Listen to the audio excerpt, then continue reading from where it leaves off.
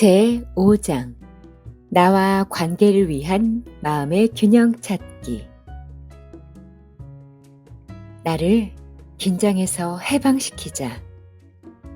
이번 장에서는 제가 실천하고 있는 어깨 힘을 빼는 방법, 적당히 즐기는 방법에 대해서 이야기해 보겠습니다. 제가 좋아하는 말 중 하나가 얘기에 실려 있는 일장일리라는 말입니다. 긴장과 이완을 의미하는 말로 어떤 일에서든 긴장과 이완이라는 양쪽의 균형을 잘 잡는 것이 중요하다는 말입니다. 얼마 전에 학회에서 인사말로 이 말을 사용했습니다. 학회 때는 모든 사람이 극도로 긴장한 상태인데 잘 마무리 지었으니 마음 편하게 보냅시다 라고 환기시킨 것입니다. 저는 늘 일장일이 이걸 마음에 두고 생활하고 있습니다. 긴장 후에는 편안한 시간을 반드시 가지려 하고요. 일을 마치고 집으로 돌아오면 밤 시간에는 천천히 술잔을 기울이며 몸을 쉬게 합니다. 그때는 일에 관한 것은 머릿속에서 지워버리고 좋아하는 비행기와 관련한 취미 세계에 빠지죠. 고무줄을 계속 잡아당기면 언젠가는 끊어져 버리듯이 사람도 긴장 상태가 계속되면 이와 마찬가지의 일이 생깁니다. 휴식도 수면도 취하지 않고 전력을 다해서 공부나 일을 계속한다면 어떻게 될까요? 전력 질주는 오래 지속하기 어렵습니다. 아무리 일을 열심히 해도 언제나 만족할 만한 결과가 나온다고 볼 수도 없고요. 그럴 때일수록 잔뜩 긴장하고 있는 자신을 해방시켜 줄 수 있는 좋아하는 취미활동 등의 놀이 시간을 선물해 보는 것입니다. 저는 취미는 많을수록 좋다. 취미가 없는 인생이란 따분한 것이다 라고 생각하기 때문에 앞으로도 더욱 취미를 즐길 생각입니다. 취미가 없는 인생이란 다시 말하자면 즐기지 못하는 인생입니다. 취미에 몰두하는 시간은 육체적으로도 정신적으로도 당신의 건강에 도움이 될 겁니다. 따라서 그 시간을 결코 낭비라고 생각하지 말아주세요. 항상 같은 길로 가다가 잠시 곁길로 가보는 시간을 충분히 갖는다면 당신도 모르는 사이에 인생의 깊이가 느껴질 것입니다.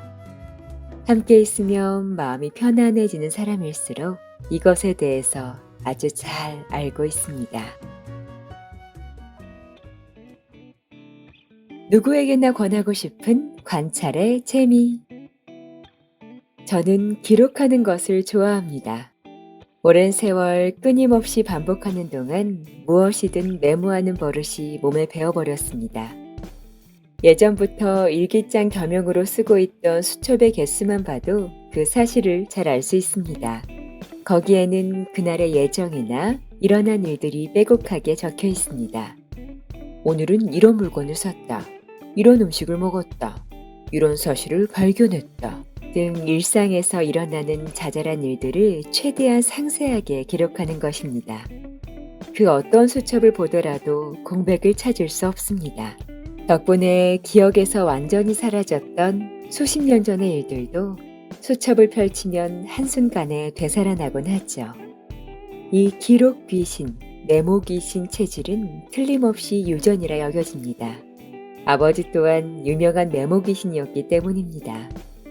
아버지는 수첩은 목숨과도 같은 것이라고 생각하셨고 언제나 몸에 지니고 다니셨습니다. 거기에는 작사나 수필을 위한 메모가 빽빽하게 들어차 있었기 때문에 잃어버리는 날에는 한바탕 소동이 일어나곤 했습니다. 한 번은 이런 일이 있었습니다. 어느 산간에서 수첩을 분실하는 아버지는 심하게 동요하는 모습을 보이시다가 수첩을 찾는다는 내용의 전단을 제작해서 전봇대에 붙이는 등 대수색 작전을 펼치셨습니다. 가까스로 수첩을 찾은 뒤에 아버지는 더욱 소중히 여기셨습니다. 이 사건으로 수첩에 대한 아버지의 애착을 여실히 깨달을 수 있었습니다. 저 또한 수첩을 항상 몸에 지니고 다니는데 아버지와 저의 수첩 사용법은 언뜻 보기에도 아주 닮아 있습니다. 의식적으로 그렇게 한 것은 아니더라도 자연스럽게 영향을 받았겠죠. 우리 두 사람은 대부분 긴 일기는 쓰지 않습니다. 대신 쓰고 싶을 때는 언제든 꺼내 메모를 합니다. 써야만 한다는 의무는 전혀 없습니다. 수십 년 동안 하루도 빠짐없이 쓸 수 있었던 것은 쓰지 않으면 마음이 놓이지 않아서였고, 그렇게 쓴 작은 글자가 빽빽하게 들어찬 수첩이 해를 거듭하면서 늘어난 것입니다. 무리는 전혀 하지 않았습니다. 일기를 쓰려고 마음먹어도 작심삼일이다 라는 분들은 처음부터 일기를 쓰기 위해 무리하지 말고 작은 수첩에 메모하는 일부터 시작해보세요. 무리하게 결심하지 않는 것. 일정한 나이가 되면 건강이라는 두 글자가 마음에 걸립니다. 20대에는 대부분 이것에 신경 쓰지 않았지만 30대에서 40대 정도 되면 점차 건강이라는 단어에 민감해집니다. 저는 42에 과로로 쓰러진 뒤부터는 건강을 위해서 담배를 끊었습니다. 그러자 갑자기 살이 찌기 시작하더니 몸무게가 83kg이나 나가더군요. 이대로는 안 되겠다 싶어서 스포츠 센터에 다니기 시작했고, 한때는 이틀에 한 번씩 다니기도 했습니다. 70이 넘어서도 계속해서 스포츠 센터를 다니다가 지금은 가끔 산책하는 정도일 뿐 특별하게 계속하고 있는 운동은 없습니다. 선생님의 건강 비결은 뭔가요? 이런 질문을 자주 받는데 유일하게 하나 들 수 있는 것이 아침 식사 메뉴입니다. 아내가 권하는 대로 우메보시. 우메보시는 매실을 소금에 절여 말린 것을 말합니다. 이거 1개, 바나나 1개, 그리고 설탕을 넣지 않은 단팥죽을 하루도 거르지 않고 먹고 있습니다. 바나나와 단팥죽은 염분을 없애주는 효과가 있다고 합니다. 고혈압 등의 성인병 예방이 가능하죠. 식사는 기본적으로 아침과 저녁 2번으로 하고 점심에는 우유를 한 잔 마십니다. 조금만 많이 먹어도 금방 살이 찌기 때문에 식사에 관해서는 엄격하게 관리하고 있죠. 하지만 맛있게 먹는 것, 즐겁게 먹는 것은 훌륭한 기분 전환법이 되기 때문에 무엇이든 맛있게 먹으려고 노력합니다. 운동에 관해서는 지나치게 건강에 신경을 써서 하루에 꼭 몇 킬로미터를 걷겠다는 식으로 결심을 하면 오히려 부담이 되어 걷기 전부터 피곤해지더군요. 따라서 무리한 결심은 하지 않기로 했습니다. 사실 저는 많은 병을 끌어안고 있습니다. 나이가 나이니만큼 여기저기가 쑤시더군요. 그렇다고 위축돼서 너무 몸을 아끼면 집에만 있어야 합니다. 여행도 갈 수 없죠. 여행을 그만두면 숨 돌릴 방법이 없어지기 때문에 본격적인 환자가 되거나 치매에 걸릴 가능성도 높아집니다. 따라서 시간과 몸이 허락하는 한 여행을 즐기고 있습니다. 여행지에서 일어날지도 모르는 만약의 사태를 생각한다면 불안을 느끼게 하는 재료는 얼마든지 있습니다. 여행의 피로함으로 병이 악화될 우려도 있고 여행지에서 새로운 병에 걸릴지도 모릅니다. 하지만 아직 일어나지도 않은 일을 걱정해서 아무것도 실행하지 못하는 것만큼 우스운 일도 없습니다. 다 잘 풀릴 거야. 모든 일을 심각하게 생각하지 않는 것이 중요합니다. 먼저 웃으면 마음도 따라 웃는다.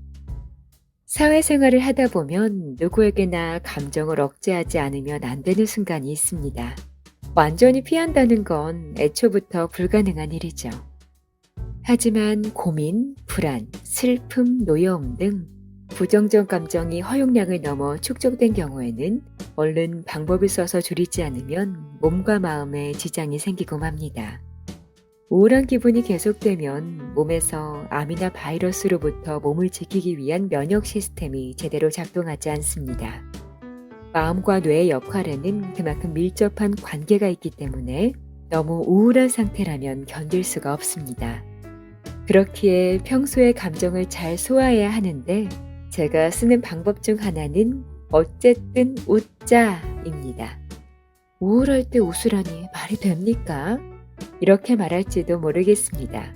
하지만 어쨌든 웃음을 지어보는 것입니다. 우스워서 저절로 웃음이 나서 웃는 일은 흔하지만 그 반대로 웃으면 재밌어지고 즐거워지는 경우도 있습니다. 이것을 실증한 유명한 연구가 있습니다. 예일대학교의 슈왈츠 교수는 전기 자극으로 사람의 근육을 움직여 웃음을 짓게 하는 실험을 행했습니다. 그러자 사람들은 단순히 얼굴에만 웃음이 떠오른 게 아니라 마음까지 즐거운 기분이 들었다고 합니다. 반대로 슬픔을 느낄 때는 움직이는 근육을 자극하자 왠지 슬픈 기분이 들었다고 합니다. 그렇습니다. 표정에 의해 감정도 변하는 것입니다. 기분이 우울해졌을 때는 어쨌든 활짝 웃어봅시다. 처음엔 어색하더라도 점차 익숙해져서 기분도 한결 나아지고 인상도 친근하게 바뀌는 효과까지 있습니다. 면역세포도 활발하게 활동하게 되어 체내 병원체에 대한 공격력이 높아집니다. 이렇게 해보세요. 유머룸이라는 방을 만들어서 거기에 웃음을 위한 도구들로 채우는 것입니다. 책이나 TV, 게임기 등 어떤 것도 좋습니다. 병원이 아니더라도 유머룸은 누구나 간단하게 만들 수 있습니다. 스스로가 금방 웃을 수 있는 도구를 엄선해서 가까이에 두고 우울해졌을 때 그것을 활용하면 되는 것입니다. 재밌는 장난감이어도 좋고 재미있는 일러스트여도 좋고 멍청한 얼굴을 한 인형이나 장식품도 상관없습니다. 좀 더 큰 웃음을 원한다면 누군가를 만나러 가는 것도 하나의 방법입니다. 웃음이란 전염되는 것입니다. 유머 있는 친구와 만나 이야기를 하면 어느새 얼굴이 펴지고 웃음을 짓게 됩니다. 잠시 함께 있는 것만으로도 우울한 기분은 금세 어디론가 사라져버릴 것입니다. 만약 나는 괴로워하고 있는데 저런 농담이나 즐기다니 라며 화를 낸다거나 지금은 웃을 기분이 아니야 라며 오히려 기분이 나빠진다면 잠시 생각을 멈추고 그저 웃어봅시다. 나중에는 왜 그렇게 우울했는지 까맣게 잊어버리게 될 겁니다. 웃음을 전해주는 친구는 소중한 자산입니다. 내게 이런 친구가 있는 것도 좋지만 내가 이런 친구가 되어준다면 어떨까요? 그러려면 내가 먼저 부정적 감정을 떨쳐내는 방법을 아는 사람이 되어야 합니다. 웃으면 웃을수록 몸세포의 움직임이 활발해지기 때문에 화를 내는 것보다 웃는 게 득이라는 생각이 들 겁니다. 웃음이라는 천연의 약이라면 언제라도 누구라도 처방 가능합니다.